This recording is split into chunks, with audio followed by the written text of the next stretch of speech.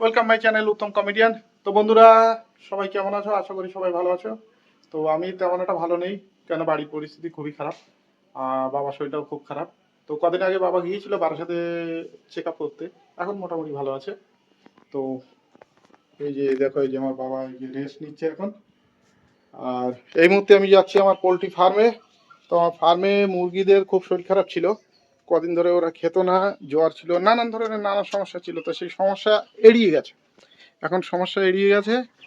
আর এই দেখো, আমি তোমাদেরকে দেখাই আমার ফার্মের মুরগিরা, তোমাদেরকে দেখাচ্ছি। দেখো এই যে মোটামুটি এক একটা 600-650 গ্রাম ওজন হয়ে গেছে।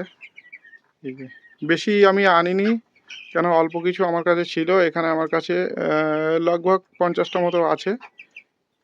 আর এই সাইডে আমার যে বোর্ডিং যে ইয়েটা, সেটা আমি কমপ্লিট করে ফেলেছি। চলো তোমাদের বোর্ডিংটা দেখাই। এই যে আমার বোর্ডিংয়ের জায়গাটা আমি পরিষ্কার করে ফেলেছি। এখানে এখনও চুন দেওয়া হয়নি, তো এখানে আমাকে এখন আবার চুন দিতে হবে। চুন দিয়ে এটাকে আর কি রেডি করতে হবে। এখানে আবার ফের এটা ছিল যেটা, যে বাচ্চা তোমাদেরকে দেখালাম, এই যে যে যে মুরগিগুলো দেখালাম, এগুলো হচ্ছে সোনালী মুরগি। আর এই বোর্ডিংয়ে যেখানে আমি রাখবো নতুন মুরগির বাচ্চা আনার চেষ্টা করছি, সেটা হলো কয়লার আনার স্কিমটা বেশি আছে। তবে সোনালিটা অনেকটা দেশির মতো দেখতে হয়, এরা একটু বাড়ে কম, কিন্তু এদের রোগ ব্যাধিটা একটু কম হয়। তো যা হোক, মাঝে মধ্যে প্রচণ্ড ঠান্ডা লেগে গেছিলো, যার ফলে মুরগির গ্রোথ অনেকটা কমে গেছে। আর এখন আমি যাব এদের জন্য কিছু টাটকা ঘাস নিয়ে আসবো। এরা খুব ঘাস খায় বা ঘাস পছন্দ করে। চলো ঘাস আনি, কি ঘাস খাওয়াই তোমাদেরকে দেখাচ্ছি। দেখো বন্ধুরা, এই যে যে শাকের মতো যে গাছগুলো আছে না, শাক টাইপের, আমরা এর শাক খাই। এগুলোকে যত সম্ভব আমার ঠাম্মি এগুলোকে বলতো মালঞ্চ শাক। তো এখন আমি এইগুলোকে এইভাবে লম্বা লম্বা করে ছিঁড়ে এগুলো একটা বান্ডিল বেঁধে আমি দেবো। এগুলো আমার মুরগি খুব ভালো খায়। তো চলো এখান থেকে কিছু কালেকশন করে নিই। ঘাস নিয়ে, আমার এই যে মুরগিগুলো আমি পুষেছি, এরা ঘাস খেতে খুব পছন্দ করে, ঠিক আছে? তো এই দেখো, এই যে ঘাস নিয়ে এসেছি। আর এখন এরা কি হারে ঘাস খায় বা ঘাস খেতে কতটা পছন্দ করে, তোমাদেরকে আমি সবই দেখাচ্ছি।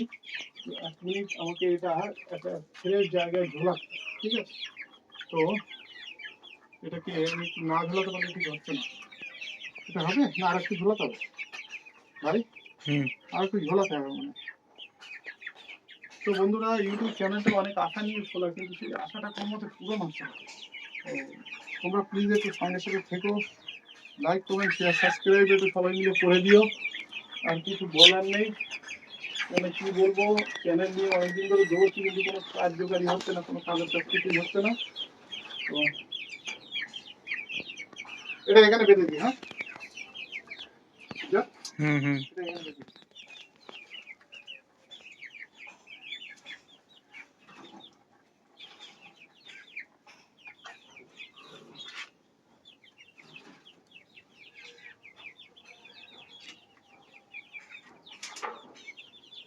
তো এটাকে আমি এখানে বেঁধে দিয়েছি, ঝুলিয়ে দিয়েছি। এবার দেখো মুরগিগুলো কিভাবে ঘাস খায়, তোমাদেরকে দেখাচ্ছি। তোমরা একটু দেখো।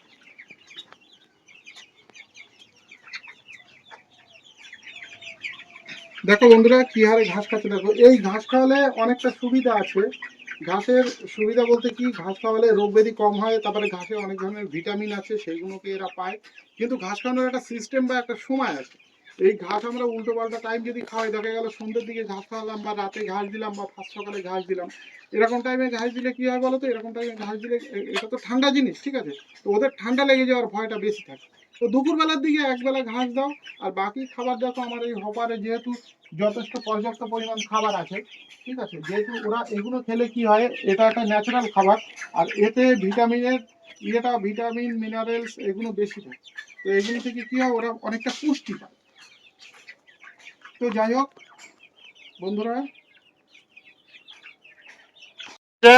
দেখতে পাচ্ছ কেমন ঘাস খাচ্ছে।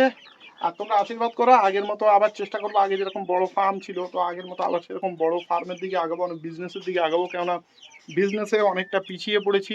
যেহেতু আমার তো আর একটা বিজনেস ছিল, আপনারা দেখেছেন বা জানেন, আমার ব্যাগের বিজনেস ছিল।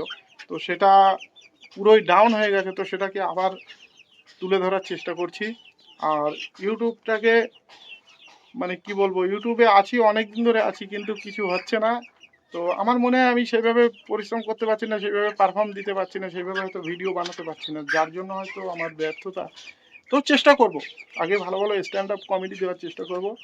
আর স্ট্যান্ড আপ কমেডি অলরেডি আমি করেছি, কিন্তু সেগুলো আমার এখনও এডিট করা হয়ে পারেনি, যেহেতু সবটা আমাকে নিজেকে করতে হয়, শ্যুটও নিজের করতে হয়, এডিটটাও নিজের করতে হয়। তো চলো এখন মুরগিদের ব্যবস্থা তো তোমাদের দেখালাম, দেখো কী হারে ঘাস খাচ্ছে দেখো। আর চলো এবার যাবো একটু বাঁশবাগানের দিকে, কেননা গ্যাসের পরিস্থিতি খুব খারাপ। বাঁশবাগানে কাঠ আনতে যাব, তো সেখানে আছে আমাদের বৌদি ভাইটাই সবাই আছে। গ্যাসের পরিস্থিতি খুবই খারাপ, গ্যাস শেষ হয়ে গেছে ঘরে। তো এখন যাচ্ছি বাঁশবাগানে কাঠ আনতে। আর এই যে আমাদের ফাল্গুনি দেখো কত কাঠ নিয়ে বেরোচ্ছে জঙ্গল থেকে, দেখেছো? এগুলো কালেকশন হচ্ছে, আমাকে এখন এই কাঠগুলো নিয়ে যেতে হবে। হ্যাঁ, ওইগুলো সব নিয়ে যাব। আর কতটা রেডি হয়েছে। আর ওই দেখো আমাদের বৌদিও কাঠ ভাঙছে, ওই যে, ঠিক আছে, ওই যে বৌদি কাঠ ভাঙছে দেখো, সবাই মিলে কাঠ রেডি করছে। আর আমাদের আরেকজন এই যে গভীর জঙ্গলে দেখো, ওই যে দেখো জঙ্গলের মধ্যে ঢুকে গেছে। ওদি কতটা কাঠ জোগাড় করেছো ওদি? হ্যাঁ, তাহলে এই যে আমাদের আরেক বৌদি, এই দেখো ওই যে বেরোচ্ছে জঙ্গল থেকে, দেখেছো? যদি দেখতে পায় না। হুম, বৌদি ভেঙে দিচ্ছে সবাইকে। আচ্ছা ঠিক আছে, আমাদের ভাই কাঠ নেই, ওই জন্য এসছি। এই যে আমাদের ফাল্গুনি কিছু কাঠ জোগাড় করেছে, এগুলো নিয়ে যাব। আরো ভেতরে আরো কিছু কাঠ আছে, ওগুলো নিয়ে যাব। চলো কাঠগুলো আগে রেখে আসি। তো গাইস, ফাইনালি কিছু কাঠ কালেকশন হলো, যেটা দিয়ে রান্না বান্না হবে। এই যে এই কটা হয়েছে, আর বাকি সবাই নিয়ে গেছে দুটো দুটো করে। এই কটা দেখো দেখো, এই যে আছে, এই যে আছে। বন্ধুরা, মোটামুটি মাঠ ঘাট থেকে বাঁশবাগান থেকে অনেক কাঠ কালেকশন হয়ে গেল। তো এখন একটু রামচন্দ্রপুর যাব, বেরোবো, অনেক দূর যাব। তো ভিডিওটা আর বেশি লম্বা করবো না, ভিডিওটা এখানে শেষ করছি। সকলে ভালো থেকো, সুস্থ থেকো। আর ভিডিওটা ভালো লাগলে লাইক কমেন্ট শেয়ার সাবস্ক্রাইব করে দিও। সবাই ভালো থাকবে। Tata, bye bye.